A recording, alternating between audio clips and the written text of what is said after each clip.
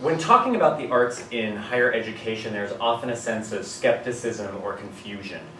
What is the reason and rationale for the inclusion of the arts in the traditional canon of collegiate study?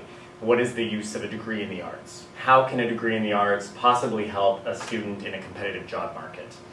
In addressing this line of thinking, I would like to first begin with the very concept of the idea of education itself. Contrary to popular belief, education really is not a noun, it's a verb. It's a messy and untidy verb that is prone to exploration of the very material that it seeks to explicate.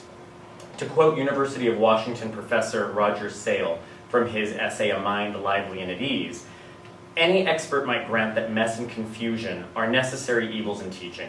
I would rather say that mess and confusion must be created, must be embraced even as the breeding ground from which order, clarity, and discipline will come.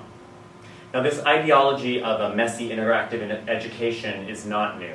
Early 20th century pioneers in educational psychology recognized the need to bridge the gap between curricula and experience. In other words, they recognized the need to create education as a verb. The philosophers Jean Piaget, Lev Vygotsky, and John Dewey helped usher the age of constructivism into the lexicon of education. Now, these men believed that a teaching-centered pedagogy, your traditional lecture format, was really unable to meet the needs of students, and that learning had to be interactive for it to move beyond the realm of rote memorization and into a truly educational form. In constructivism, John Dewey helped develop a holistic educational philosophy based on the experiential education. He believed that experiential education transformed unrelatable material into engaging lessons that students could both grasp and develop into a solid educational framework. Now, returning back to our original question about the rationale of including the arts in higher education, while considering arguments of constructivism, the philosophy of an experiential education is incredibly ripe for an arts-based curriculum, especially when we consider John Dewey's advocacy for a self-directed vocation. Now, he championed a self-directed vocation because he saw it as an essential collaboration between thought and experience, and he really believed it held the capability of grounding an academic framework. In his words, quote, "The vocation acts as both the magnet to attract and the glue to hold." Now, Dewey believed that vocation gives students a self-directed occupational blueprint, and that this encourages self-discipline, making students the architects of their own future. In other words, education is an interactive experience. It is a verb. Again, in Dewey's words, education through occupations consequently combines within itself more of the factors conducive to learning than any other method. It calls instincts and habits into play. It is a foe to passive receptivity. It has an end in view. Results are to be accomplished. Now, the arts offer institutions of higher learning rich sources of experiential education that generously serve as a framework to explore a much broader world. While traditional education challenges the intellect through logical deduction and reasoning, the arts offer a more holistic experiential education that focus on developing the mind, the body, as well as the spirit. The pioneer of dance in American higher education, Margaret Dubler, recognized the need for the arts in education. She recognized that of all man's needs, perhaps his greatest need is a need to express his reaction to life. This would involve an art form, and of all art forms available to man, dance is the most immediately accessible, for we are in possession of the tool with which to create.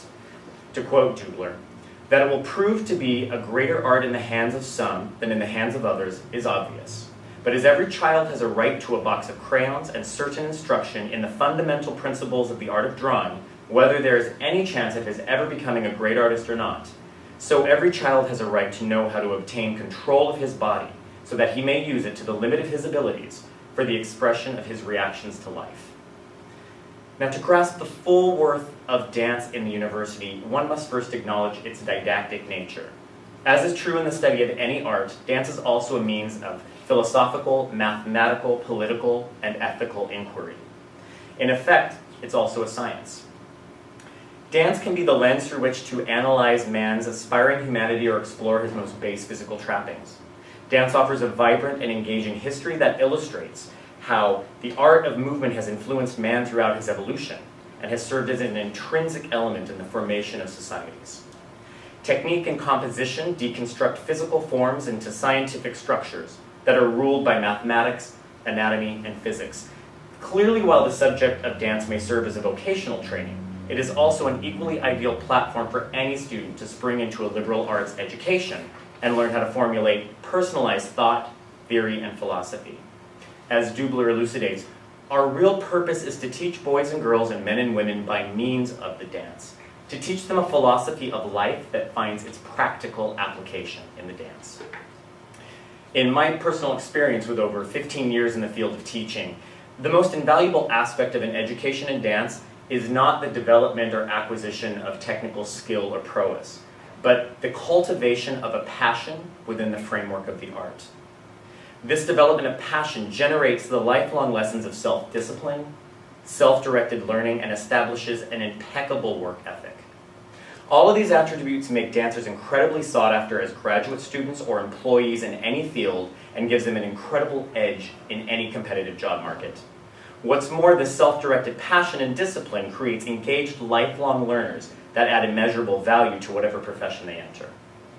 In conclusion, the arts have proven their worth time and time again in higher education through the lens of constructivism, which informs us that education is by necessity an interactive experience. It is a lifelong endeavor. It is a lifelong discipline. It does not end at the beginning of an occupation. If anything, I believe constructivism argues that an occupation is only the beginning of true learning.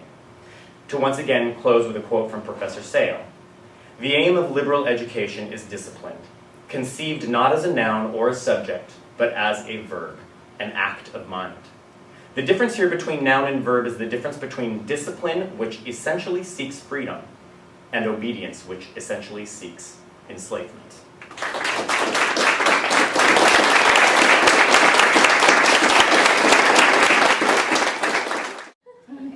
I really appreciated Jason's speech because I often get the question of why am I studying dance at a university? Like, why waste your money studying an art that you can just go do with no degree? And so sometimes it's really hard for me to articulate to them like why I'm studying it and why it is valuable to me. So it's really nice to actually hear a scholarly person put it into such fine words.